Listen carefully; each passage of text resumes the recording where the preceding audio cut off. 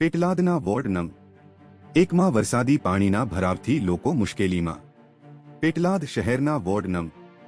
1માં છેલ્લા કેટલાક દિવસોથી ભારે વરસાદના કારણે પાણી ભરાઈ ગયું છે, જેના કારણે સ્થાનિક લોકોની દૈનિક જીવનશૈલી પર અસર થઈ છે. રસ્તાઓ તળાવમાં ફેરવાઈ ગયા છે અને ઘરોમાં પાણી ઘૂસી જવા પામ્યું છે, જેના કારણે બાળકો, મહિલાઓ અને વૃદ્ધો મુશ્કેલીમાં છે. સ્થાનિક લોકો નગરપાલિકાની કામગીરીને લઈને રોષ વ્યક્ત કરી રહ્યા છે. તેઓનો આક્ષેપ છે કે નગરપાલિકા વેરો વસૂલવામાં તો સક્રિય છે, પરંતુ નાગરિકોની મૂળભૂત સમસ્યાઓને ઉકેલવા માટે તે મૌન રહે છે. લોકો પૂછે છે કે દર વર્ષે વરસાદ આવે છે, પાણી ભરાય છે, પરંતુ કાયમી ઉકેલ કેમ નથી મળતો. આ વિસ્તારમાં લોકો વિકાસના મોટા દાવા વચ્ચે પાણીમાં જીવવા મજબૂર બન્યા છે.